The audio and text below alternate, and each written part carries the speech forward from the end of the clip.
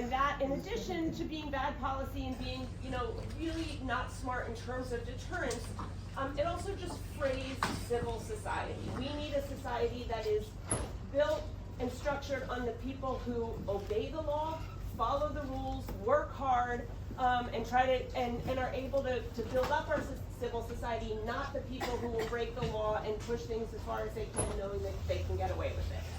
I jumped right into talking about legal stuff, but I want to say something else to start. This is my original stomping grounds. I was born in Lenox Hill Hospital. And Me too. Lived on your town. Me too. I was a little girl. But I did actually, my family did move when I was young, and I grew up mostly in Pennsylvania, but I came back to Manhattan as soon as I could. When I was 18 years old, I went to Barnard College. I went to Cardozo Law School. I have given birth to my 4 children right here on this Isle of Manhattan. And I've worked here for many years as a defense lawyer. I have worked in 100 Center Street. I've also worked in the Bronx, so I know the criminal justice system extremely well. I've worked at Cardozo Law School training third-year law students, about the criminal justice system. And I've worked within Legal Aid Society as a director of training, so I've managed groups of attorneys as well.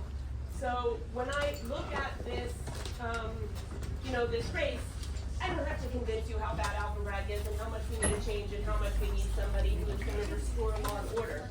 But some people still do need a little convincing that Republicans can win in Manhattan.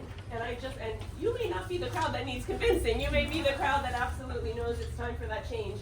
But I think we have to be really clear that Manhattan will continue to be less safe, less clean, less livable, unless we make a change. It is bad policy, bad law, and bad leadership that has gotten us to this point, and the only way that we're going to change it is if we change the leadership.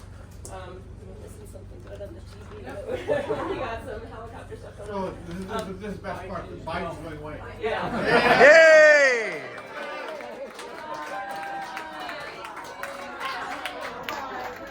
There's Marine One. Bye-bye. Bye-bye.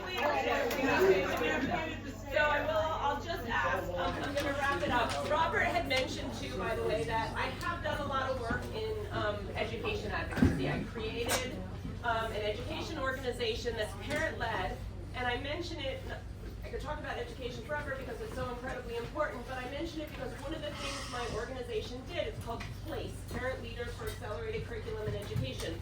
One of the things we did is set our sights on the school boards of New York. They're called community education councils.